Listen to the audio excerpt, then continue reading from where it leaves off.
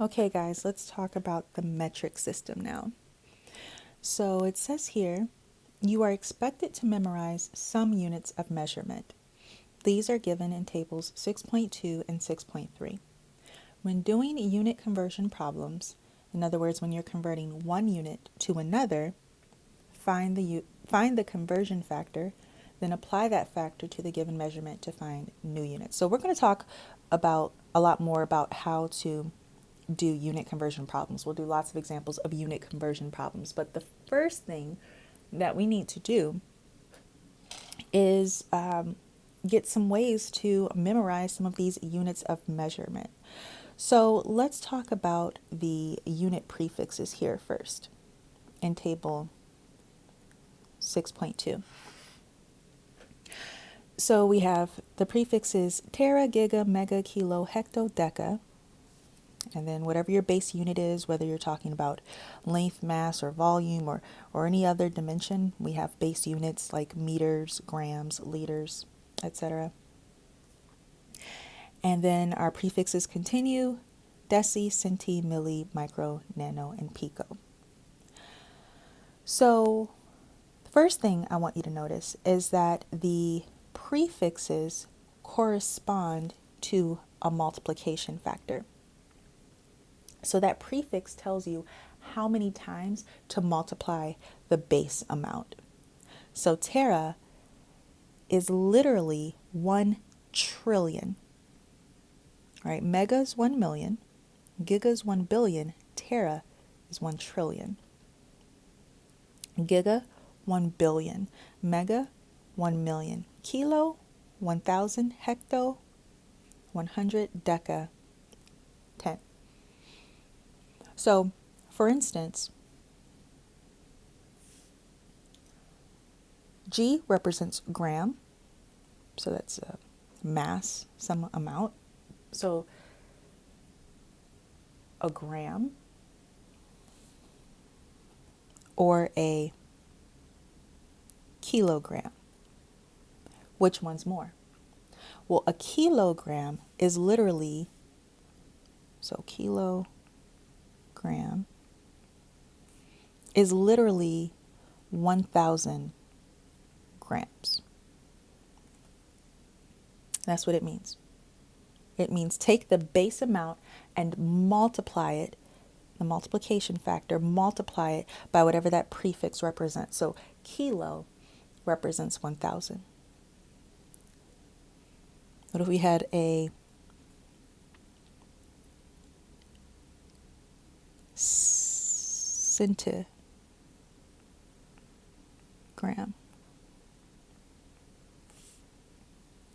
So that's literally 0.01 of a gram. That's a decimal, a tiny decimal amount of the gram. It's 1/100th. Now to see that in your calculator, to see 1/100th, and I don't know that I'm going to be able to pull it up on screen, but type into your calculator 1 divided by 100.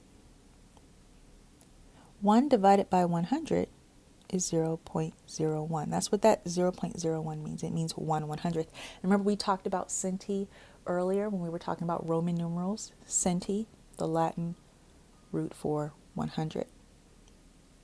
So when you see these prefixes, the prefixes correspond to the multiplication factor. But how do you remember what these prefixes represent? Well, there's a nice mnemonic device out there, and I didn't make this one up. It's out there on the webs. And it says, it's all about King Henry. King Henry died by drinking chocolate milk. So how does a mnemonic device help you? Each word of that phrase corresponds to a prefix.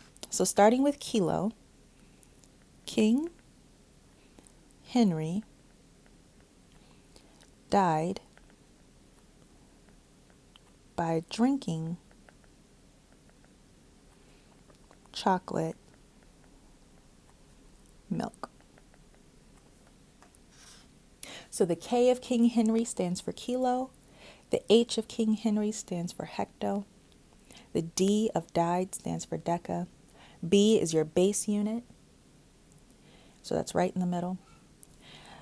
D stands for, of drinking, stands for deci. The C of chocolate stands for centi. And the M of milk stands for milli. Now, if you wanted to extend this phrase to help you remember some of the other prefixes, you could add words to the phrase. So instead of just saying King Henry died by drinking chocolate milk, you could say the gracious monarch King Henry died by drinking chocolate milk. This is just something I'm making up. The gracious monarch King Henry died by drinking chocolate milk. So the gracious and monarch, the first letters of those three words, T, G, and M, correspond to the first letters of tera, giga, and mega. So these are just words to help you to remember the prefixes. If you remember the phrase, even if you forget the prefixes, you can brain dump once you get to the test. So the first thing you can do when you get to the test is just write down King Henry died by drinking chocolate milk. That's the first thing you can write down, just brain dump. And then when you see that, that's going to trigger your brain to remember the prefixes. Okay, K, that's the kilo. H, that's hecto. D, okay, D. What is D? Oh, that's deca. B is the base. D in drinking is deci, and so on and so on. When you look at the prefixes that correspond to the fractional amounts, like 1/10, 100th, 1,000th, and so on, 1,000,000th, 1,000,000,000th, 1,000,000,000,000th, all right, when you look at those, notice that the prefixes end in either I or O. Deci, centi, milli, micro, nano, pico. All right, something else that might help you to remember these prefixes, and I'm just trying to give you as many tools as possible for your toolbox, and you can pick and choose whichever of these are useful. So you might want to use the mnemonic device, you might want to extend the mnemonic device, maybe remembering that the fractional prefixes end in I and O, or deci, and like deci, centi, milli, or micro, nano, pico. Also, if you're into computers or you know anything about computers, giga and nano, like gigabytes, or nanotechnology, if you've ever heard those words. Those are both words related to computers. Those both represent billion. So giga is 1 billion. So gigagrams would be 1 billion grams. And nano is 1 billionth. Very, very small. Nanotechnology. Our phones run on nanotechnology. But they're able to handle gigabytes of information. Well, mine isn't. Mine handles about 120 megabytes. How many bytes is a megabyte? Megabyte. 1 million, right? Mega, 1 million. All right, so let's practice converting between different measurements that use these different unit prefixes. Now we can talk about length, mass, volume, force, pressure, work and energy, temperature, or charge using two different types of systems. We could use the American system, or we could use the standard system. So when we're using the prefixes given here, the unit prefixes, we're going to be using the standard system. Okay, so you're never going to hear centi-inch. A centi-inch is 1/100th of an inch. No, we don't We don't say centi-inch. We don't use these prefixes that we're talking about here in 6.1 with the American units. We use these prefixes, these unit prefixes, like giga and centi. We use them with the standard system, okay, the standard systems units. So you might hear centimeter or centigram, kilogram, milligram, but you're not going to hear milliounce or millipound, okay? So let's just focus on the standard units. So often in pharmacy, you're going to be working with mass and volume quite a bit. So let's just focus on those two dimensions, mass and volume. So we're going to look a lot at grams and liters. In the next video, we'll talk about how to convert between the two units. But for now, let's just convert all within standard units. All right, so grams and liters. Convert.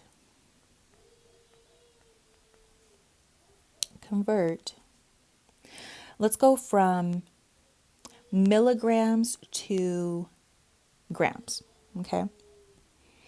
Convert 300 milligrams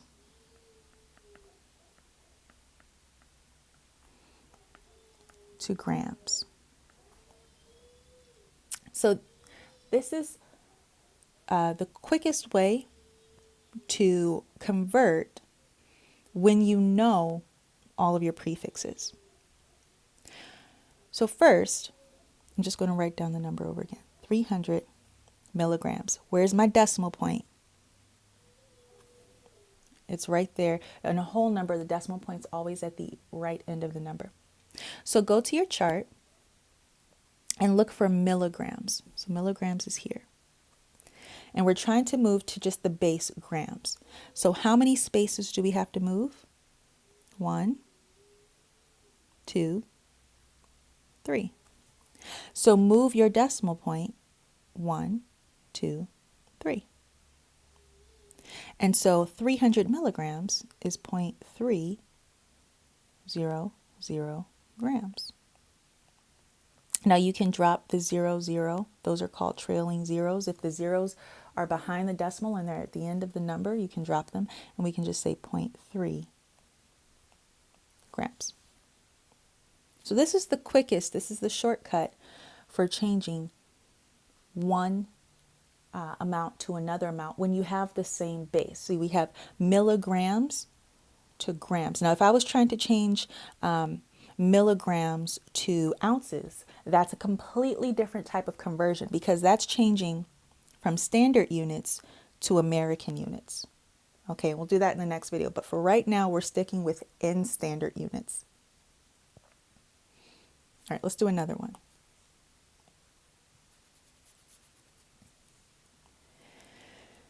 Let's convert.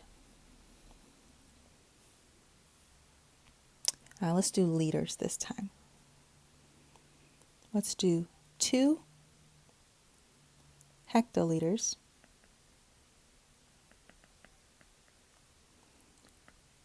to milliliters. So 2 hectoliters is how many milliliters? The abbreviation for that would be HL. So how many hectoliters? 2 hectoliters to milliliters. All right, so just like we did before, we're going to write down the 2. I'm going to erase our notes from before.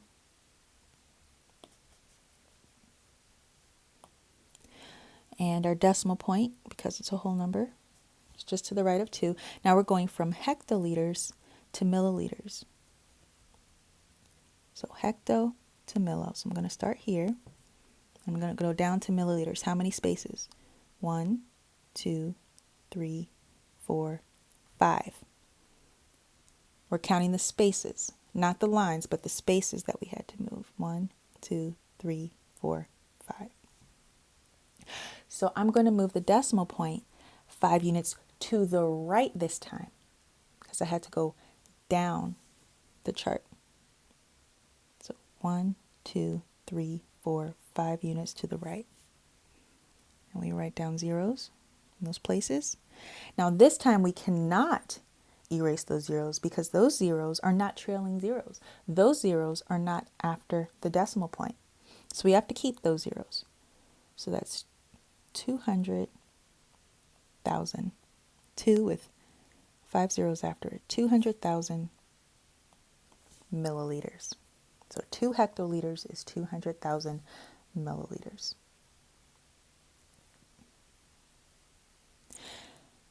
If you're having trouble remembering which direction to move the decimal, it might be helpful to write the prefixes out from left to right. Let's go ahead and just write our phrase. So King Henry died by drinking chocolate milk. All right, remember B is the base unit. All right, so let's do another one. Let's do another one with grams.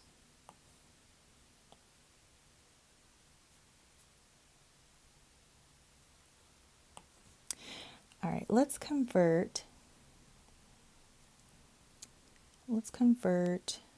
how about 3.2 kilograms to nanograms.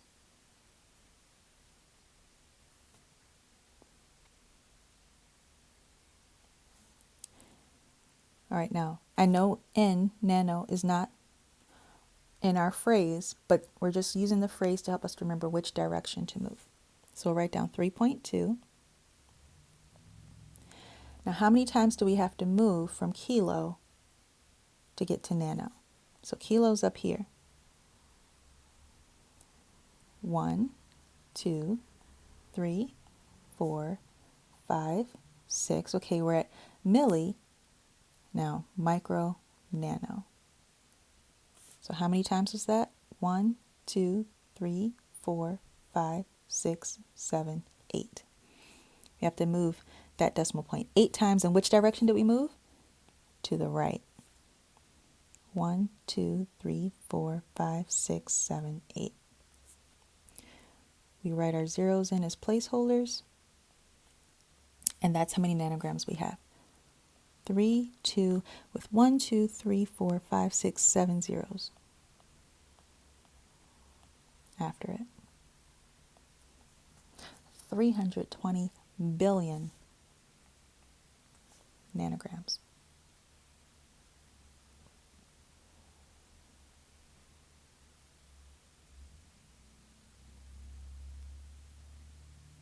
All right, let's do one more example. And this time I want to show you how to do it without our shortcut, because this is going to lead us into converting between American and standard units. So what if you can't just move between prefixes because you have 2 different types of units? You can use multiplication. So let's say you wanted to convert 4.1 kilograms to grams. So this is the standard way. This is the mathy way to do it without moving decimal points. So the first thing you're going to do is write down the amount that you want to convert. 4.1 kilograms. So that's step 1. Write down the amount that you want to convert. You can write that in your notes if you want to. Write down the amount we attempt to convert.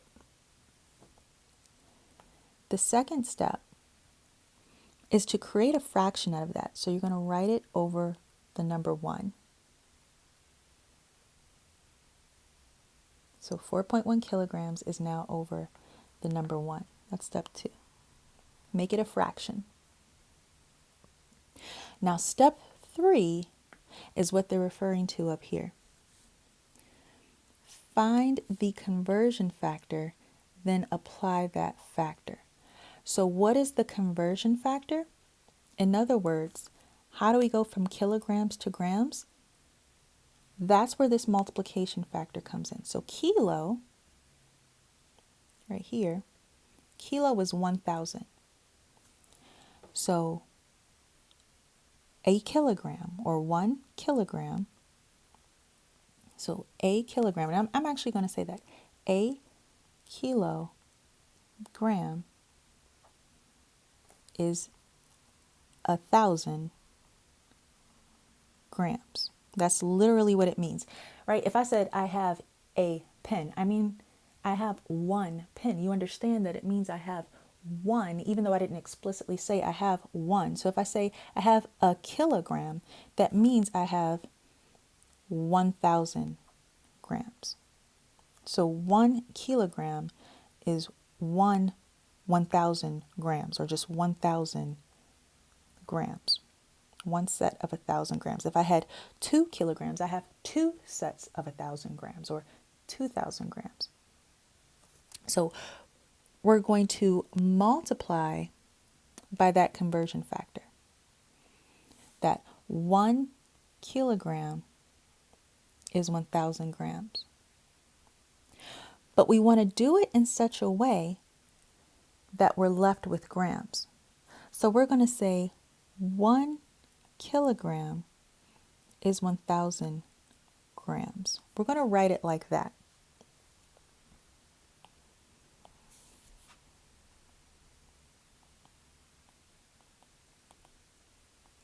Now, the reason we have to write the conversion factor in this way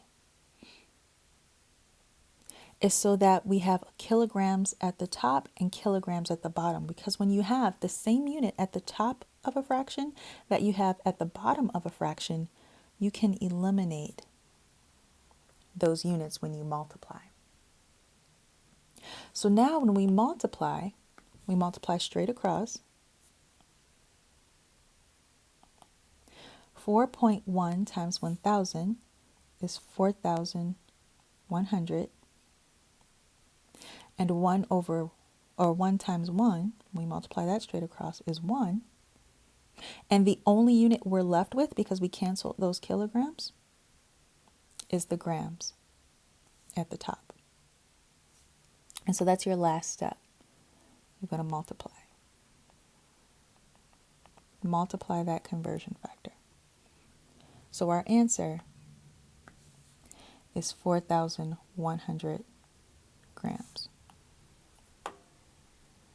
Now again, we could have done this a different way. We could have written down 4.1 kilograms, so 4.1, and then to go from kilo to our base unit grams, 1, 2, 3, we have to move the decimal 3 times, 1, 2, 3, we write in our placeholders, and the number that we're left with is 4,100. 4,100. We get the same answer. We get the exact same answer. You can use either technique, but this technique that we just did here with the multiplication is a technique that will always work when you're converting between not only different units of the same type, but different types of units altogether. So we might be converting between SI units and American units. This multiplication technique will work. So what is the key?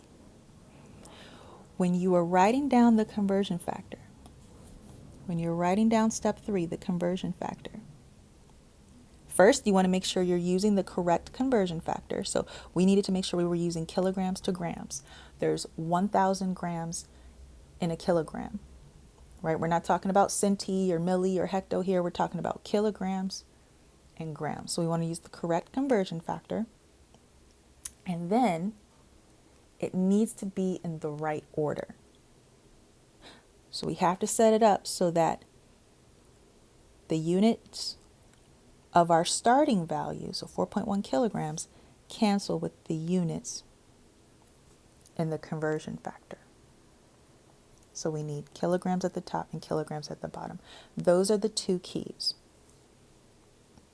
So right beside conversion factor, if you want to write down those two keys, you need the correct conversion, and you need that conversion to be in the correct order. How do you know it's in the correct order? Excuse me, units will cancel. If your conversion factor is in the correct order, the units in your original value will cancel with the units in your conversion factor. Okay? So that'll be our last example. I'm going to stop there. And in the next video, we'll practice this multiplication conversion factor technique by converting between different systems. And so you see that down here they give us a few conversion factors that we can use. Some of these you'll use more often than others. Some of them you'll want to memorize. And you'll notice that they're conversion factors between the different units. 1 inch is 2.5 centimeters. 1 centimeter cubed is 1 milliliter. And that's interesting because that's converting between two amounts, but within the same system, standard system. So both are volume. And then we have conversion factors in table 6.4 for the apothecary system as well.